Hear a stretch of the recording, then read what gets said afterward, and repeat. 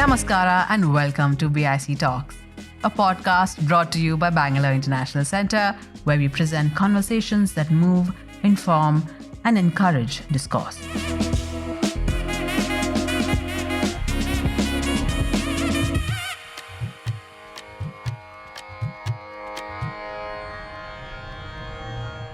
So the definitions keep changing. That keeps the whole thing so fluid that the minute you disprove X, they say, no, but we're not talking of X, we're talking of Y. So in this kind of fog, we were like, what is the best way to go about it? So we decided to approach well-established Hindutva organizations and say, hey, can you tell us what is Love Jihad? So we asked that question to VHP person, and we said, is there any sort of list you can provide us? And as it turned out, that they had a list. So the VHP in its official magazine had published a list of Love Jihad cases, and that then proved to be a data set that we fact-checked. So, we really, otherwise it's really impossible, because in this country, every day a new case is popping up. So the best way we thought was to ask those who are making these claims to provide, a finite data set that we could check. Misinformation and fake news pose significant challenges in the electoral context in India, influencing public opinion, political discourse, and ultimately democratic processes. With the widespread use of social media and messaging platforms, false narratives can spread rapidly, often targeting specific communities or political factions. This phenomenon not only undermines the credibility of information, but also exacerbates societal divisions and hampers informed decision-making amongst voters. In India, where diverse perspectives and identities intersect, the proliferation of misinformation can further polarize communities and distort electoral outcomes. Love, Jihad and Other Fictions is a book that debunks the viral falsehoods tearing India apart. Co-authored by 3 award-winning journalists, Sreenivasan, Jain, Supriya, Sharma and Mariam Alavi, the book interrogates inflammatory conspiracy theories centered around the assertion that India's minorities are plotting to weaken Hindus. Once confined to the fringe, these claims are today amplified by politicians, the mainstream media, and countless social media posts, a trend likely to accelerate as the Lok Sabha election approaches. A book like this, which debunks these divisive theories through hard-nosed journalistic scrutiny, has never felt more timely. Sreenivasan, Jain and Supriya Sharma will be in conversation with journalist Dhanya Rajendran and Dr. Vasu HV of the digital media portal eDina. This episode is adapted from an event that took place at the BIC in March of 2024. It is a part of BIC's election series. Love, Jihad and Other Fictions. I was telling Supriya, I have only one complaint about the book. So I was carrying this in the airport. And then I realized people were staring at me because they can only read the Love Jihad part. They must have thought I'm some sort of a believer and I'm reading a book on Love Jihad. But this is a book you all should buy as you go out of here, because when we have these conversations with our friends and family who insist on Love Jihad, population jihad, land jihad, narcotics jihad and all kinds of jihad, this is a book which will empower you with information, easy to read, good conclusions, so you can give it back during that conversation, empowered with facts. So I do recommend that all of you buy the book as you go out. Now we'll step into the discussion. There are 4 major themes in the book. You look at Love Jihad, you look at population jihad, you look at Muslim appeasement and forced conversions. Why did you zoom in on these 4 topics, especially the Muslim appeasement one? Because I thought that would be a little bit more difficult topic to do, right? It's so vast also. There are so many governments and state governments. Essentially, when we talk about elections and we talk about this idea of disinformation or falsehoods or whatever one wants to call it, there has always been a certain assumption that when it comes to politicians, when it comes to elections, when it comes to government, that those in power will always be creative with the facts. And there's a certain kind of cynical but good-natured way we always approach it, which is best summed up in that phrase by Mario Cuomo, the late New York governor, about you govern in prose, but you campaign in poetry. The assumption there, the kind of unwritten Lakshman Rekha, is that these falsehoods or these distortions or these propaganda are limited in number. They also follow some broad guardrails of what you can actually cook up and lie about. And that once you are in power, you will sort of dilute or moderate some of the inflammatory or sensationalist things you'll say from the campaign stage. And finally, that the other stakeholders of democracy, like the media and so on, will act as a check and balance and try to kind of filter and push back against some of these things you've been saying. What has happened, Dhanya, in the past decade is that all those assumptions have collapsed.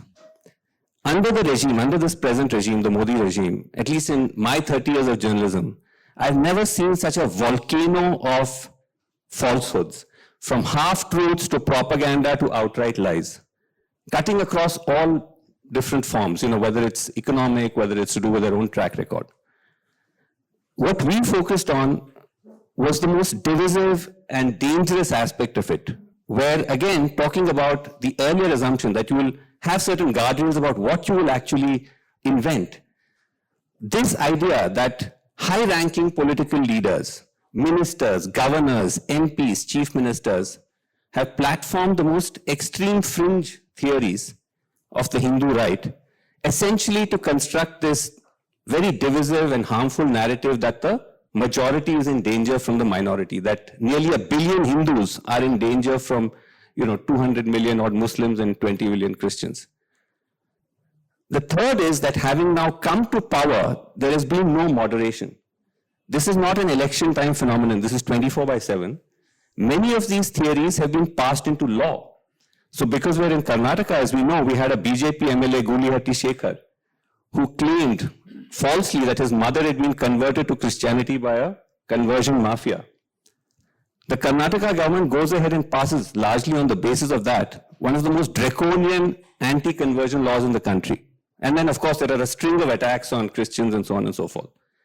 And lastly, the media, and we'll come to the other institutions of democracy later, far from acting as a brake to this tsunami of divisive falsehoods in the past decade, has actually actively amplified them, night after night, night after night. I mean, again, in the Karnataka context, Suvarna TV, which is this Kannada channel, was one of the main amplifiers of the Gulihatti Shekhar claim.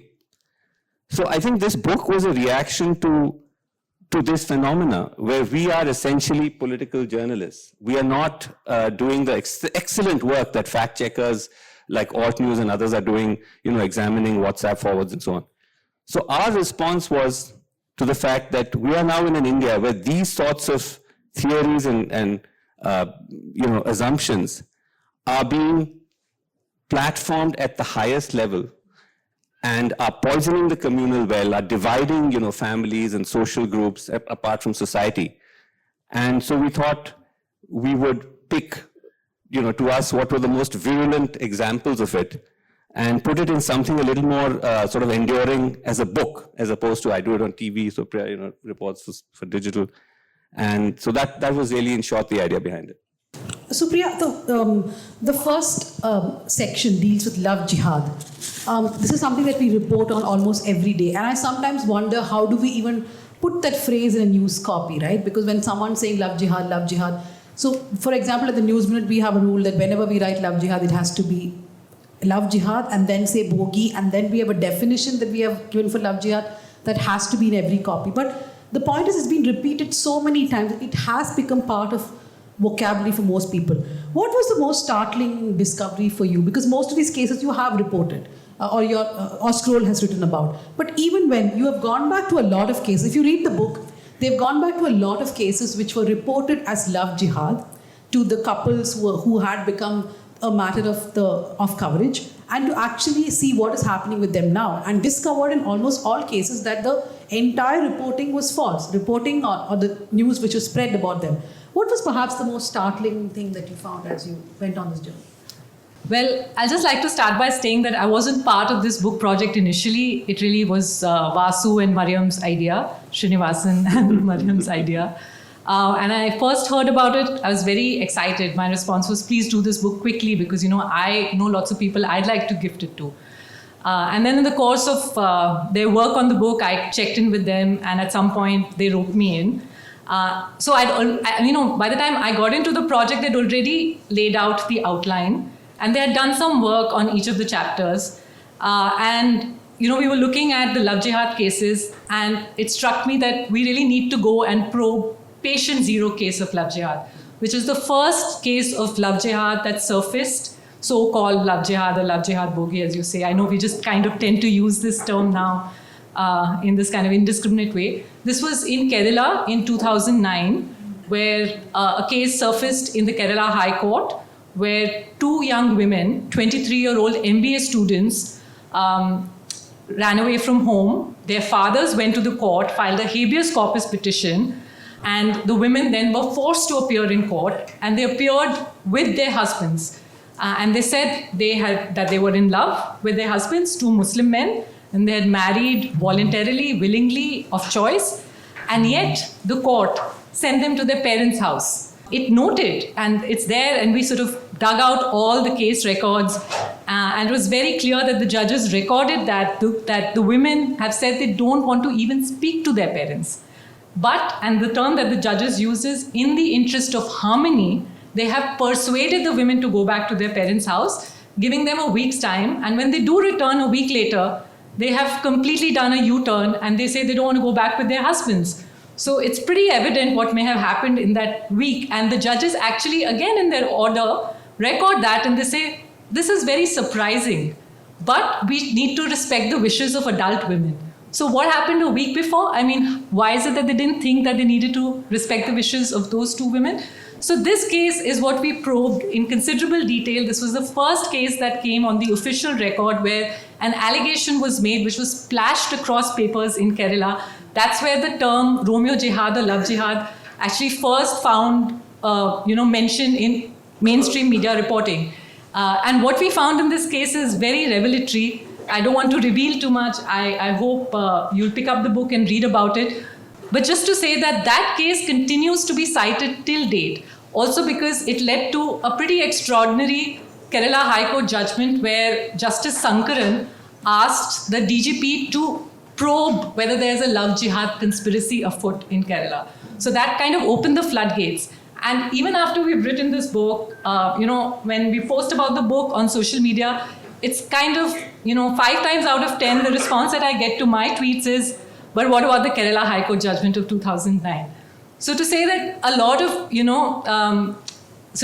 a lot of this is flowing from very, very strange judicial orders, which, as we show in this case, eventually collapse, but they still circulate in the public arena, and they continue to do damage. So we really went back to that first original case, and that's where we began, and then we try to think through, because this is like a data set of infinite cases. Like every day, the right wing is posting about some case or the other. So how do we then sort of, in this infinite data set, pick a few cases is something that we agonized over, and we found a methodology, and we can talk about it later. So in the Kerala case, actually, there were two things which I noticed. One, Dr. Vasu, they're actually saying that Kerala takes the credit for love jihad. I think you have to oppose here and come in and say Karnataka did first. But the whole point is, there was this one line in your book where that man who had married the Hindu woman says that when she was the Muslim man, he says when she was brought to the court, it looked like she was drugged. So there was this whole controversy in Kerala where they had these reconversion centers where the women used to be taken, drugged and beaten up. So perhaps, I was thinking while reading the book that perhaps these women were the first who were taken to one of these centers, which is run by the Hindu helplines and stuff. So what was the methodology? Now that you spoke about it, do tell us about the methodology. So just to say that, each of these conspiracy theories, it's like a bottomless pit. And part of the reason is that these conspiracies have never been properly defined. So love jihad, when it first surfaced in Kerala in 2009, in the case that I just spoke about, at that time, the allegation was that Muslim men were seducing Hindu women in order to convert them to Islam, which was part of a larger conspiracy where Muslims were trying to effect demographic change, which is make India a Muslim nation, increase their numbers, right? So from that definition, now we are at a point where when a Muslim man kills his Hindu partner, that's love jihad. So how is it that by killing a woman, you're achieving the larger goal of like increasing Muslim numbers?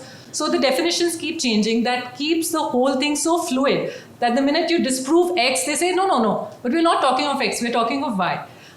So in this kind of fog, we were like, what is the best way to go about it? So we decided to approach well-established Hindutva organizations and say, hey, can you tell us what is Love Jihad? So we asked that question to a VHP person, and we said, is there any sort of list you can provide us? And as it turned out, that they had a list. So the VHP, in its official magazine, had published a list of Love Jihad cases, and that then proved to be a data set that we fact-checked. So, we really, otherwise it's really impossible, because in this country, every day a new case is popping up. So the best way we thought was to ask those who are making these claims to provide, a finite data set that we could check. Dr. Vasu, if I could come to you now, Karnataka has seen a lot of controversies with this Love Jihad term. When did this start in Karnataka? Was Kerala really the first case? I think it was Kerala which started with Achyutanand, then also stepping in at this point when Justice Shankaran's verdict came. But how did it play out in Karnataka? No, actually, the initial incidents were in coastal area, but they did not enter the court. But that was there because, our Mangalore picks up things very soon from Kerala, not just from there, also from, say, other parts of India. So that is the place, and initially we used to hear this moral policing thing. So it started during the first tenure of Yediyurappa. And there were some famous incidents like the Swagat Hotel incident in Mangalore and the Bantwal BC Road incident. And there the Muslim boys were beaten up, but it was also the other way. The Swagat Hotel incident was actually the reverse. The Popular Front people, they beat up the Hindu guy who was with a Muslim girl. So it was there, basically there, but later it came to Bangalore, as you rightly said, that there was a case in Karnataka High Court where the judge was very much like the Kerala judge. We don't, still it is not in the popular, it's not there that everybody believes it, that it's happening, but in Mangalore it is definitely there. That now that division is clear, that no two young, people, men and women can go together. And it is also very frightening that Muslim institutions are coming up, that are more and more Muslim education institutions where only Muslim boys and girls study there. So this is something because they also feel that to give religious education, you just cannot send them to other institutions. Only, it is from the KG to the medical institutions that this division is clearly there. But it is mostly a coastal phenomena still. Just one quick thing on Karnataka, since you brought it up, that as Vasu mentioned, that there was this original case in Karnataka as well, which was around the same time, the same year, in fact, as the Kerala case, went through the same process, went to the High Court orders the DGP to conduct a probe, the probe finds nothing, the case is closed, there is no evidence the police finds of any so-called love jihad in Karnataka. So in that sense, both Kerala and Karnataka, which were the original patient zeros of this conspiracy, both have put an end to it, and yet it perpetuates decades later. But did Kerala really put an end to it? For example, the Hadia case. Yeah. Again, it was from Kerala, where the court did almost the same thing, right? It kept telling Hadia, I think one judge told her to go back, one judge told her not to go. So I just want to ask specifically about Love Jihad. What has been the role that courts played? And the mischief that courts played, not just in Kerala, but elsewhere. What have you noticed about that? No, look, as Supriya just outlined, in many of these cases, when typically what happens is you have an interfaith couple and the parents move the court because the couple elopes and then you file a habeas corpus and it goes to court. The courts in the initial stages obviously actually perpetuated the idea of love jihad, where Justice Shankaran actually said that we must prove this phenomenon of love jihad and Romeo jihad without actually citing where he got that information from. Where did he actually even get those terms from? Subsequently, like you mentioned in the Hadia case, it's not that the court necessarily said love jihad, but the fact that you had a Hindu girl who had converted and was clearly indicating that it was consensual, instead of dismissing the case and letting her have her agency to actually once again order that she be placed in the custody of her parents, etc., then the NIA comes in. So here a certain conservatism of the Indian judiciary kicks in, right? Which then feeds into the wider Hindutva conspiracy that this is all part of some kind of plot to try to sort of convert Hindu women. So I think the conjunction of the two has been extremely worrying, but at the same time, we must add that there have been progressive judgments as well. When the Hadia case, for example, went to the Supreme Court threw it out, saying that, people have a right to practice freedom of religion and a right to make their own choices. So it's not just a one-way street. There have been positive outcomes as well, like in the Kerala case, where it was ultimately overturned by another judge. I mean, but the worrying thing is that there is no consistency in the judicial verdict. Exactly. Right? It just keeps everyone on tenterhooks. And again, since we're talking about the judiciary and Love Jihad, just I think in January, there was the order of the Allahabad High Court where it denied police protection to 9 interfaith couples because it said that you've not complied with the provisions of the conversion law. So the UP conversion law, which now also applies to conversion for marriage, has provisions which says that couples, anyone who's seeking to convert for marriage needs to give a 60-day notice to the district magistrate, and the district magistrate will order a police inquiry, which essentially means that if you're an interfaith couple battling parental approval, the police is going to come and tell your parents that, your daughter is going to sort of marry this Muslim man, right? And of course, that's the end of the whole matter.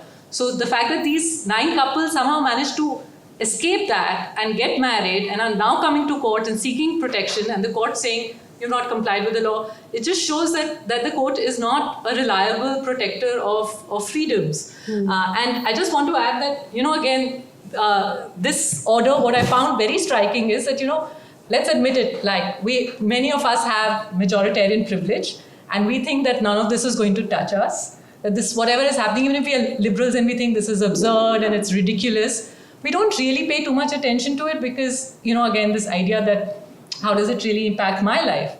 The fact is that this is all going to impact everybody's life. The Allahabad High Court order, for instance, in those 9 interfaith couples, there are 2 couples where the man is Hindu and the Muslim woman has converted to Hinduism. There's another couple where both have converted to Buddhism. So it's pretty evident that this so-called Love Jihad law was brought in basically to, kind of, although they don't explicitly state it in the language of the law, but it's evident through the rhetoric, the fact that the Chief Minister, Adityanath, has said it explicitly, that this was brought in to prevent Hindu women from converting to Islam and marrying Muslim men. But the reverse is happening. It's affecting everybody. In the same way, like the Uniform Civil Code of Uttarakhand, right? Like all those who were gleefully waiting for an end to Muslim polygamy, see what's happened. It's also brought in through the back door legal regulation of live-in relationships. So now your neighbor can, report on you having a live-in relationship, and if you break up with your live-in partner, well, you have to go and inform the registrar. It's now, this is going to come home and affect everybody. No, so it does affect everybody. I was actually telling Supriya this yesterday. A friend of mine lives in Bangalore. She was getting married in Payanur in Kerala. She is a Hindu woman. She was marrying a Muslim man. So when you have an interfaith marriage, you have to go to the registrar and first register. For 30 days, they will put up the application on the website. So you can just go and download all the applications. So what the RSS and VHP were doing is that they would download the applications. They will only look for Muslim men and Hindu, because the womb matters, right? It doesn't matter the other way for them. Muslim men and Hindu women. And they actually put out, my friend and around 50 others, applications on Facebook saying these are all examples of love jihad, women who have been tracked by Muslim terrorists. And a lot of people turned up at her house asking her parents that, oh my God, your daughter's name is there. She then went to the Supreme Court with a PIL saying that Kerala government has to stop putting these applications online. But the court said that you don't have the locus standi for a PIL. It has to be shifted to an affidavit. Yeah, but Dhanya, this is there in Karnataka for quite some time, in Special Marriage Act. Exactly. So you go to registrar, sub-registrar and ask for a certificate, but they deny it and they say that we are putting out this notice that you both who are residing in these 2 addresses, one of the addresses should be in the locality of that particular sub-registrar, and only after a month you will get a certificate. So Previously, people used to bribe the sub-registrar and make him not to put that notice, but now it has become difficult. And everything becoming online is also a problem like this. Yeah. But, just to add to this, that we are, of course, still talking about love jihad, and I hope we'll also get a chance to talk about some of the other themes we've explored in the book, because though this is the most catchy topic, we're talking of a whole spectrum of different kinds of ways in which this idea is perpetuated. And while we can certainly hold the courts to account and so on and so forth, it's important to keep coming back to the fundamental aspect of what is going on here, right? This book is also about a moment that we are in as a country, where we're witnessing this extraordinary shift, where you can have a cabinet resolution passed congratulating the inauguration of a temple, of a Hindu temple. Now, what we are trying to do is, in a sense, indicate the undergirding, the architecture which actually enables that shift, right? And that is happening precisely because, and at the risk of repetition, these ideas and theories are being amplified by power. So when you have that shift, then the fact that whether the courts fall in line or the media falls in line, and suddenly all these theories which have all been floating around in the fringe get this oxygen. And is Gulihati Shekhar the perfect example of that, where the media, then the legislation, the government, everything comes together to then pass the anti-conversion law? You have actually, and the Christian attack, because the book does deal with attacks on Christians. So Gulihati Shekhar, would you say the entire episode which happened in those 4 or 5 months, where first we had all those attacks on the pastors, then we had Gulihati Shekhar coming in the Karnataka Assembly and crying. Yes. Then they said, yes, let's bring the anti-conversion law. So where everything is coming together. No, absolutely. That's just one example of a case where an MLA makes an allegation. Normally, these allegations come from, more of the kind of the fringe Hindutva outfits. You have an MLA making an allegation. But I would say virtually everything that we've examined in the book, whether it is the idea of this population jihad, the idea that, there's a plot to sort of overwhelm the Hindus through overbreeding, or Christian conspiracy, or the idea that Muslims are granted special favors, are now routine fodder for both campaign speeches, for, like assemblies are passing laws about it. So I think that's the fundamental shift, because remember now, Dhanya, that these guys have been power for 10 years. And to continue to make the argument that despite having the most Hindu-centric regime this country has seen, you still have to convey the sense that Hindus are under threat. How do you do that?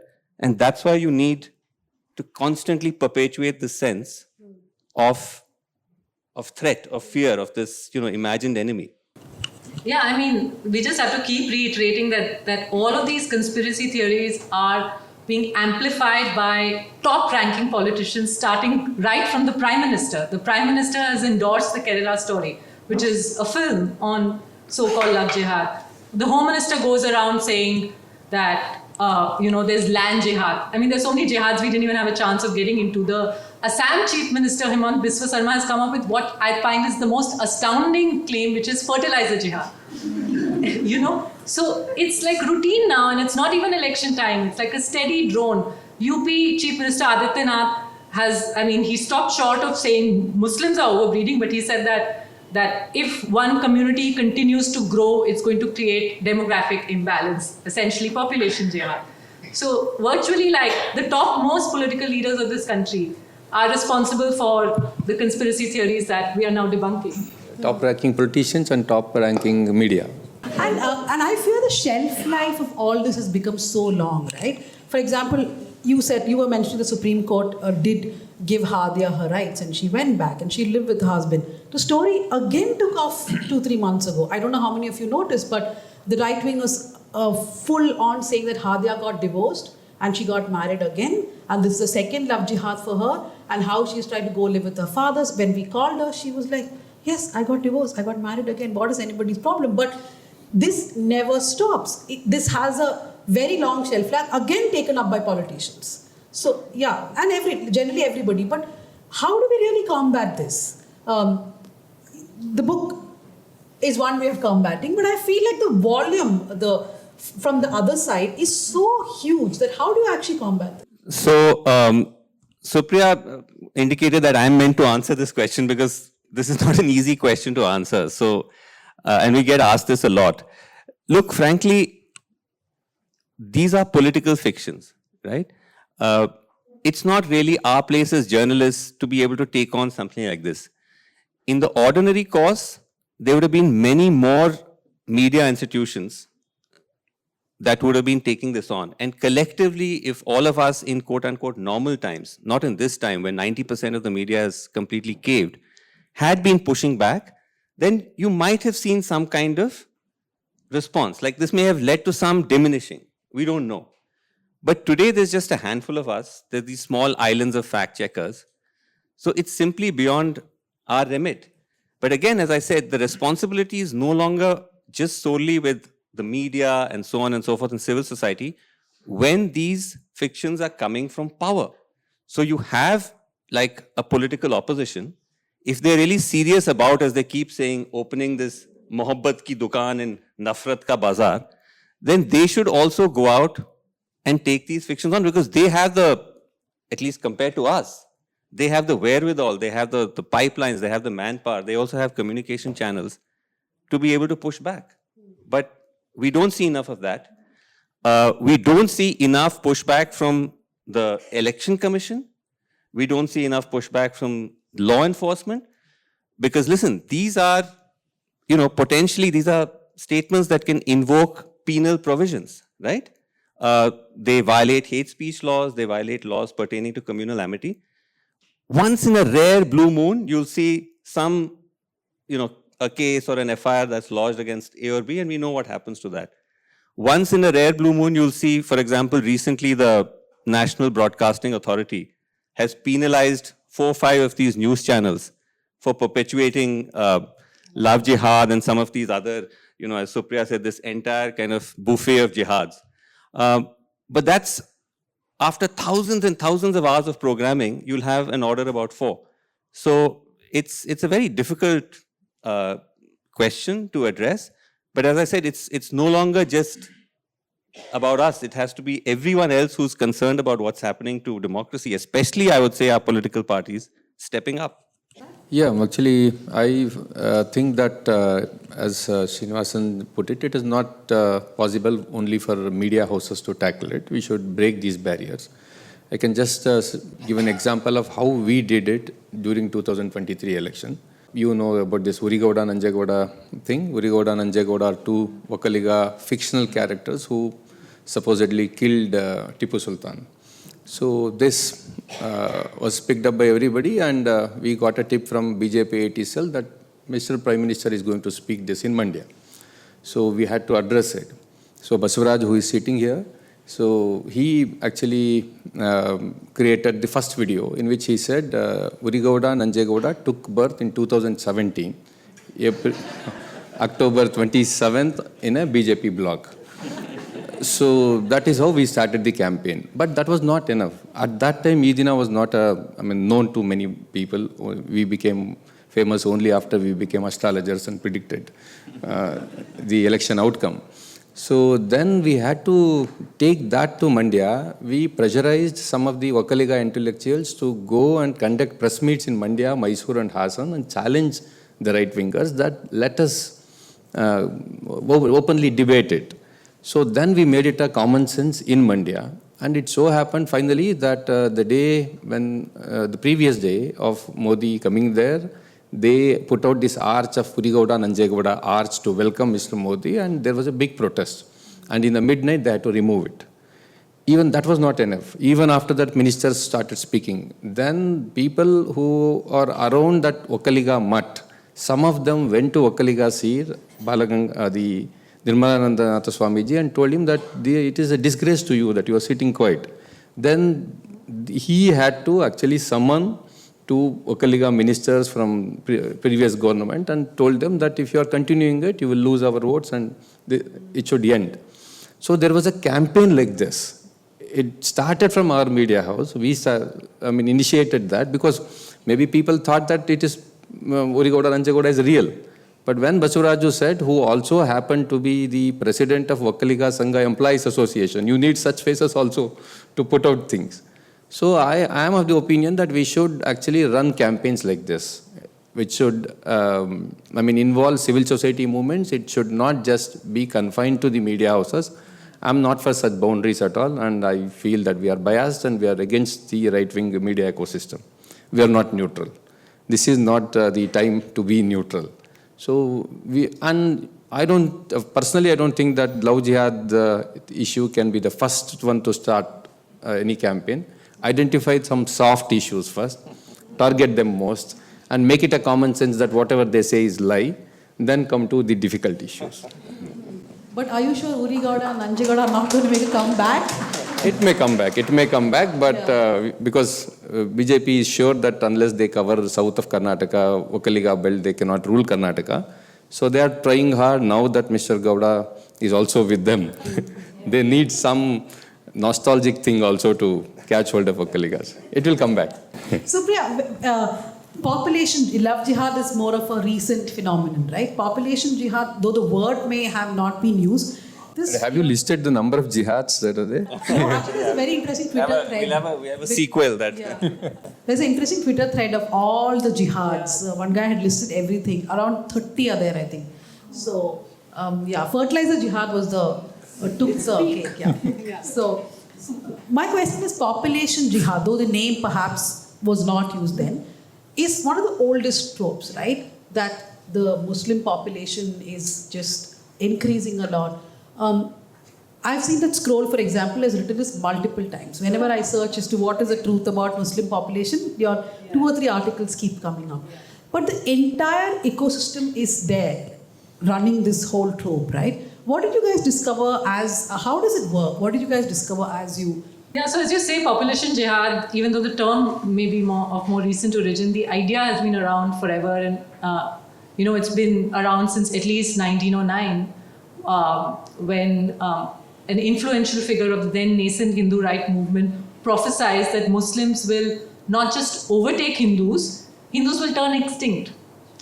So we're in 2024, and far from being extinct, Hindus are 1 billion strong in India. 8 of 10 people in India are Hindu. 1909. So that's over 100 years ago. So just to say that those predictions have been around forever.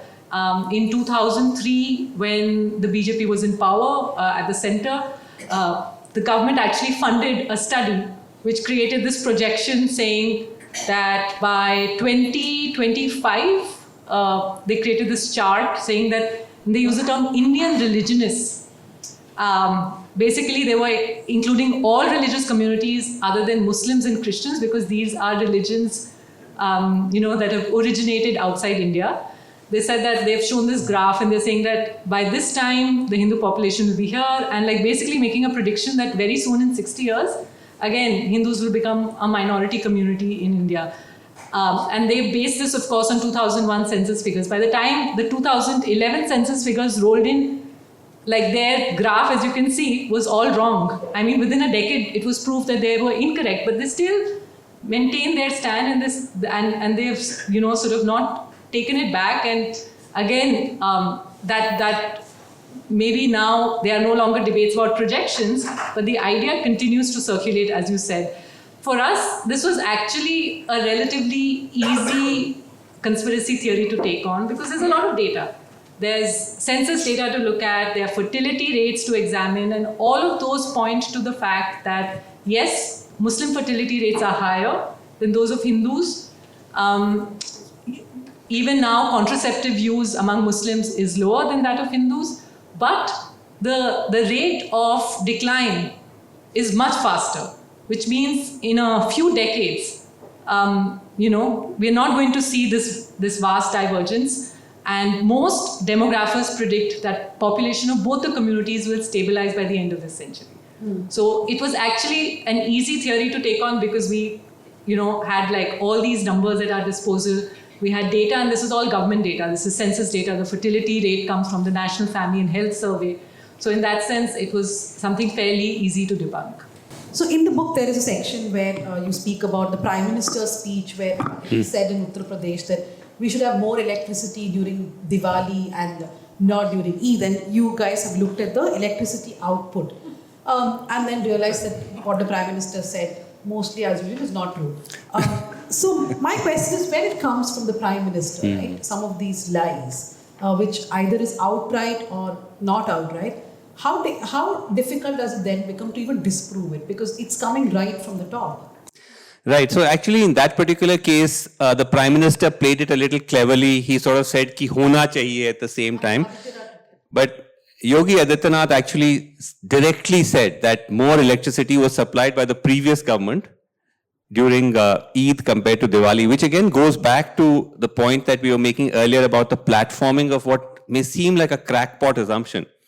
In our introduction, we actually refer to a WhatsApp forward, which says that in the fictional village of Ramgarh in the film Sholay, that more electricity was supplied for namaz while Thakur was roaming around in the dark with a lantern, because the writers of Sholay were Muslim, Salim Javed. So this is now a WhatsApp forward, and you would justifiably debunk, I mean, you just won't take it seriously, except cut to, in a sense, the Prime Minister's dog whistle, and then Yogi Adityanath saying it more specifically.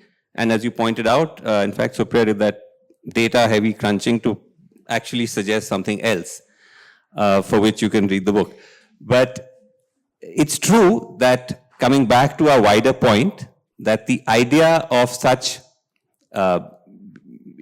inflammatory and divisive claims being platformed by those at the highest tiers of power make it more challenging, because even if we can put out a story and we can try to push back against it, it will never get the kind of traction, especially in today's media environment, that it'll get when it comes from power. And it doesn't just stop at the level of rhetoric. This is translating into concrete consequences for minorities particularly, because firstly, and we point this out in our chapter, the allotment to Muslims or to minority-related schemes is minuscule. It's less than, I think, 0.1% of the union budget. It was always very small, and even under the UPA, and it's come down even further under the Modi government. This is amongst the most backward communities in this country. So the idea that they've got special favors can be countered through countless statistics. And yet, every other day, we'll see some particular scheme, some, allotment to a university, which is a Muslim university, or something which pertains for minority welfare, receive further cutbacks. So it's not just, that these are claims that are made in the air. This is translating into very real consequences. Yeah, if I may just add that, to your point about what do you do when the Prime Minister makes these claims, again, the debate in newsrooms is, like, the conventional understanding is you report the news. So you report what people in important positions have said, and you report it straight. But if you just report it straight, then you're basically just amplifying completely false claims. And that becomes actually pretty tricky when it comes to hate speech. So I remember around the time of the citizenship protest, this was the winter of 2019. In early 2020, temperatures were very high in Delhi because there were all kinds of hate speeches being made by BJP MPs, one of whom said that, that if you vote for those who should support Shaheen Bagh was this major protest site where, Muslim women were leading a protest against the Citizenship Act. He said, then, your sisters will be raped, right? So again, we as a newsroom, we were like, how do we need to report this because this is hate speech? Should we say in the headline hate speech? How do we contextualize this? Because again, this is unlike many of the theories which can be debunked. This is just inflammatory speech, and how are you going to debunk a claim like this? And just to say that, and a small independent newsroom like ours, which is very careful about the way it reports the news, we're also having these debates. And so most of the media, even if, again, we have spoken about how a large section of the mainstream media is towing the establishment line. I feel like it's even there are gradations where some think that they're just abiding by time-tested journalistic principles. The Prime Minister has said this in an election speech in UP, so you just report it, right? So I'm just saying there are real journalistic dilemmas that this time is throwing up, even for those who want to do the right thing. But I have a question to add to that. Supriya is talking about a nicer time, I feel, where people were just reporting things. I think now journalists are indulging in hate speech themselves.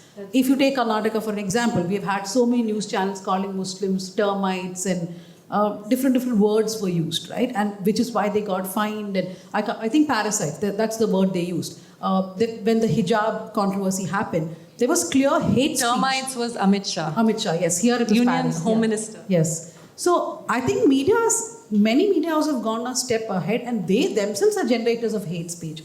You would have examples to cite, right? Yeah, there are many, but we in EDINA, we report what others have also reported. Like, it is not just that we report what Modi has said in a speech, but that today Suvarna News has reported something like this, which is wrong. So they are also party here. It is not that we don't report what other people have said. This was an unwritten rule that any media house will not report the wrongdoings of any other media. We do this. I mean, it is quite evident in Karnataka, in two murder charge sheets, media houses were named. In Gauri Lankesh and M.M. Kalburgi's murder charge sheets, these people are named. Because all the killers and conspirators in Gauri Lankesh murder case, they had a video of Gauri Lankesh which was taken out of context, and somebody had reported it, which actually was shown to him many times, to Parshuram Wagmore, that she deserves to be killed, right? And the same with M.M. Kalburgi. Two so-called mainstream media houses, they reported Kalburgi's statement in a very nonsensical way, and a scholar like M.M. Kalburgi had to apologize in a live show for a statement which he never made in his life. And the killer of M.M. Kalburgi, in his mobile, had that video. And it is there in the charge sheet. So when that is the case, I'm very much happy that I did not expect this, that Sreenivasan Jain is naming and shaming people. He's taking names. That is what we have to do. I don't think that there's any neutrality like that. And one of the senior journalist friends in English media once asked me that you are biased. I said I'm biased. You are taking campaigns. Yes, we are taking campaigns. Then he said, you cannot take a campaign being a media person. I said, do you take a campaign against child marriage or not? You take it. And you take campaign against, say, Sati system. Then we are actually walking towards a genocide. And the person who sits next to me in metro wants to hide his name.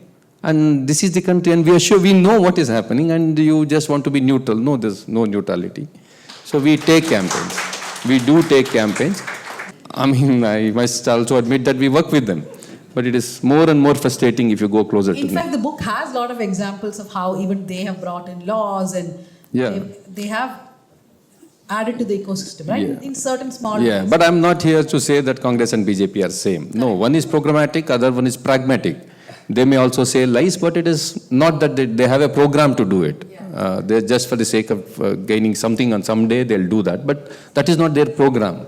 BJP is programmatic communalism, programmatic liars and all this. So we are not neutral. We are biased. 2024, if BJP wins the election, because you started by saying that this is like a long-term project. It's not about elections anymore, right? That means they're going to be there for third term together. Would these conspiracy theories then perhaps come down a bit, or do you think that it would again peak? What is your thought about this? No, as I said, this is not just about these individual theories. This is about a political project, an ideological political project, which goes back over 100 years. They've been working to build up to this moment, right? That moment has arrived. And they're not going to give up now that they've achieved where they want this country to be. The needle still has to move for them. We're a vast, fragmented, diverse country. It's not this kind of homogeneous vision that they have. And all of this is part of that. So I don't see any change at all. People keep thinking, and this is the point I made at the beginning, that you think that you campaign in poetry and you govern in prose. that once you come to power, power sort of mellows you. We've seen the exact opposite. They have to keep up the idea of perpetual majority grievance that is fundamental to the existence of the Hindu right, of the BJP. And you can only sustain grievance if you go on creating some fictional jihad or conspiracy or this or that. So we've already seen legislation being passed for at least these sets of fictions. There could be 20 other things, right? Like they're already testing the waters with saying halal jihad, or like Supriya was saying, fertilizer jihad, or some other, any aspect of Muslim existence or Muslim identity can be then criminalized, weaponized for political gain, passed into law. So I have a very pessimistic view on this. I don't see anything fundamentally changing unless there's a political shift, and maybe that'll lead to some change, but otherwise, not really. I mean, there are new states to conquer.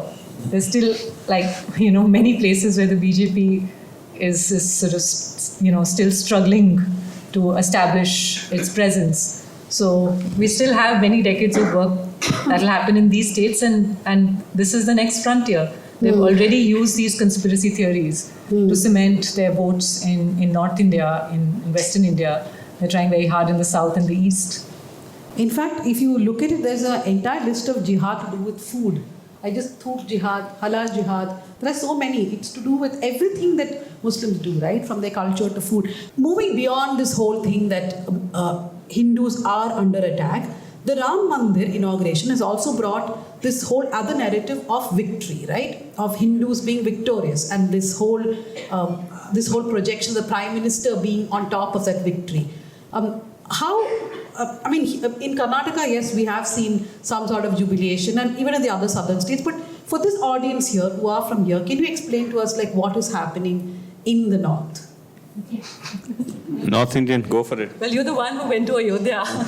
So both of you, yes. I'm really curious. Sometimes I feel I live in a different India. Why don't you talk about the kind of, the range of people you saw in Ayodhya? So to this point that it's just North India, Sreenivasan said that he met people from Andhra Pradesh, from Karnataka. They're all going on the train. Yeah.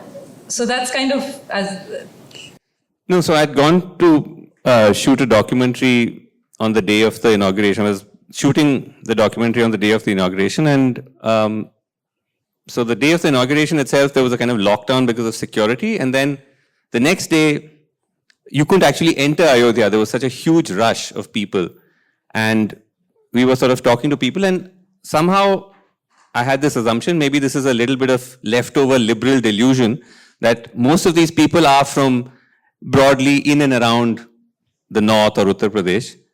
But no, it was just, there were people from virtually every corner of India, from Telangana, from Odisha, from Maharashtra, etc., etc. And during the course of our interviews, Modi was being compared to Ram himself. They said Ram has descended in him. Then someone said, no, he's Vishnu. So there was this whole competition as to which deity of the pantheon he belongs to. And I just remember standing there thinking, the only thing that was going through my head was 400 seats, So this whole idea that something is still going to shift and there'll be some kind of. So I think it was fairly evident what that moment has meant for them, and particularly what it's going to mean for this election. But do you think there'll be a shift in the narrative now, that it's of jubilant Hindus, victorious Hindus, rather than from Hindus who are always subjugated and under attack by jihad? But Dr. Vasu, you want to add something? No, that we've been doing surveys every month, and in Karnataka there are no additional votes for BJP because of Ram Mandir. So that's the good news. I mean, they swept Karnataka last time, so even if they don't get additional votes, even if they get the votes they got, we're going to have the same outcome. They will lose.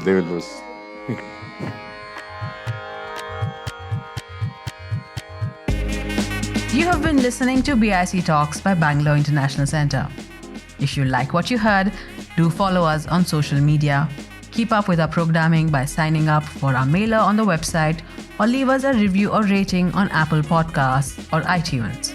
The crew that makes these podcasts possible is Gaurav Krishna and Ishan Gupta on sound supervision and production, with support from S. Sarunaraj and Raghu Tenkaila. Artwork is designed by Chandni Venkataraman of Crisscross Design Studio. Don't forget to subscribe to our channel on your favorite podcast platform. It can also be accessed on our website, bangaloreinternationalcentre.org. This is Lekha Naidu signing off on behalf of everyone at BIC.